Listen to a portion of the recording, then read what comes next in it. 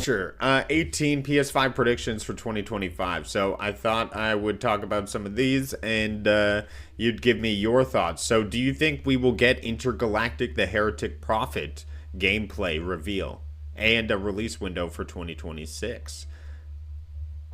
I think we might even see it for 2025. What? Naughty Dog have been quiet for 4 years at this point. This is the 5th year, No. which is generally, as AAAs are going now, their polishing year, and especially with a team and company like Naughty Dog. I think we might see this for the holiday season 2025. I'm flabbergasted. You've shocked me. Okay. Bold prediction. Next up, PS Portal will get an OLED version. Do you think that's going to be almost happening seems like a no-brainer? Yeah, almost seems like a no-brainer. I don't want them to because I am an OLED sucker, and if they put an OLED version out, I may have to get it. But it's one of those, like with the Switch OLED, it's not that big an upgrade. It's not that big a change other than some like color pop and accuracy. And for most people, like the IPS screen that's on the current Portal is an incredible screen. You don't really need more. I think the only thing would be if it increases resolution as well. All right. Well, they're saying Judas is going to release in Q1 and be a true successor to BioShock. Wow. I think if Judas was going to release in Q1 this year, we would have seen a lot more from it. What do you think about that one? I forgot Judas existed. So yeah, that says how much we've seen about that one. It is Ken Levine. It is the team behind BioShock. So it should be along the lines of Infinite's quality, just more modernized. I would like to see a lot more. If it's coming Q1 2025, that's between now and March, we should have seen a lot more. So I don't think that one is an accurate prediction. Resident Evil 9 is announced for a 2026 launch. Do you think we'll see it? Distinctly possible. We know it's in development. Capcom have said as much. It's been 3 years since 8. So it would be on the 4th year that it releases. The RE engine, as they say, is quite easy to develop for. It's why their remakes can come out so quickly and why we've had so many Resident Evil games in the last sort of decade. So I could very easily believe that one, but I could also see them waiting to announce it for next year, release it 2027. It could go either way, that one. Do you think Death Stranding 2 will earn the highest Metacritic rating of any PS5 game released this year? No. No. Ghost of Yotei exists. Oh, Yotei versus Death Stranding. We'll see it in the ratings. Hollow Knight Silksong releases? Yeah, right. I feel like that's been an ongoing joke. I don't see that game releasing with more of a build-up, like you were saying. I think they want to create a lot more hype behind it. Starfield I also think it's possible, though. Oh, just for the simple reason that it's been in development hell for like 8 years, so they might just drop it one day. Again, that's one that could go either way. I think a shadow surprise drop for Silksong would be an incredible marketing thing. Do you think Starfield will come to PS5 in a complete edition later this year? Highly likely. I would advise anybody against playing it, though. It's not worth your time. Jin Sakai will be a playable character in Ghosts of Yotei through a flashback sequence. This is the most craziest one to me. I do not think this will happen whatsoever. Jin Sakai's story is over.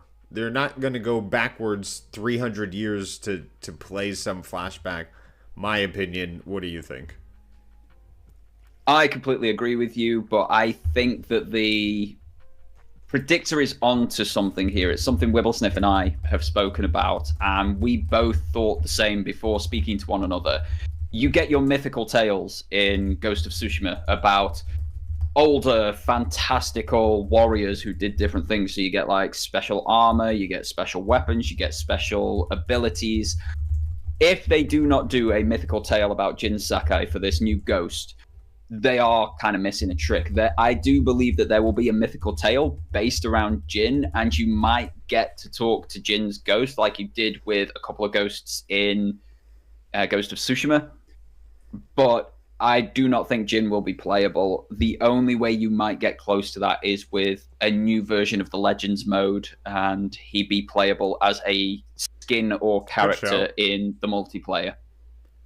Good shout. I could definitely see that. And I would definitely like the, I don't know what you call it there, but having Jin Sakai as a literal ghost in Ghosts of Yotai, you know? You play on words there. Final Fantasy IX Remake is revealed and built on Unreal Engine. Maybe. I mean, I played Final Fantasy VII Parts 1 and 2. I think they absolutely blew my mind. I think we'll hear more from Kingdom Hearts 4. In terms of these Final Fantasies 9 remakes, I cannot keep up. They are remaking them left, right, and center with no discrimination, just in any order they want. How do you feel about this prediction?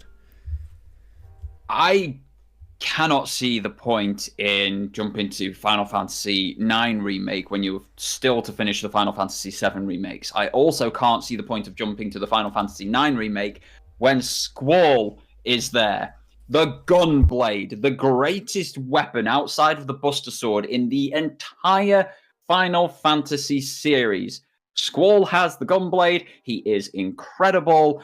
Why skip Final Fantasy VIII?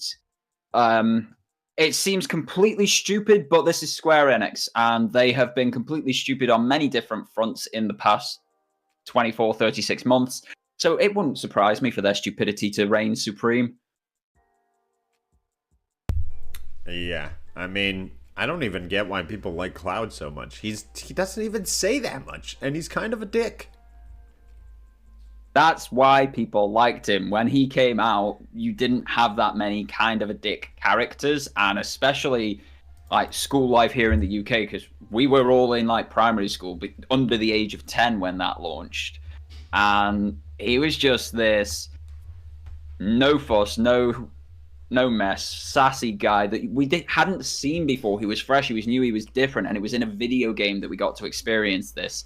So yeah, I understand the nostalgia of him, but if you're coming to him fresh, I can understand the maybe dislike of him as well. I think you would get on with Squall better than you would with Cloud. Well, we can only hope for a remake on 8. And I know Phoenix in the chat is cheering for it as well. Maybe one day. Sony will announce a game playable on PS5, PC, and mobile. I think that's going to be happening with Phantom Blade Zero, if I'm not correct. I believe it will be a mobile, console, and PC game. So that prediction is probably based in a lot of facts. I would love it if it's also cloud playable so that PS Portal players can get in on the mix. Oh, yeah. I would love it if it was released on Vita. Like, just if it's playable on mobile, put it on the Vita as well, and you will have millions of very happy players turning these things back on, getting them updated, buying and playing that game. I can guarantee it for you. Oh, that's a you thing. I mean, you have the Portal. The screen's bigger and better. Yeah, but the Vita's a better console overall. What? The controller, the haptics. Anyways, GTA 6 will have a modular multiplayer map, allowing Rockstar to change parts of his city. I mean, maybe GTA 6 is a big mystery with a lot of rumors around it, I think. Whether or not it will even release this year, I think, is a big question mark. I think a lot of GTA ambitions are beyond what the consoles can currently do. I think they're going to have a torrid launch if they don't delay into 2026. Team Asobi isn't done with Astrobot, so they predict that we'll probably get 2 or more bonus stages, squeezing out some Final Fantasy characters, and I think maybe some more holiday themed stuff will come around. Maybe something with Easter. I can see all those colorful eggs type of situation.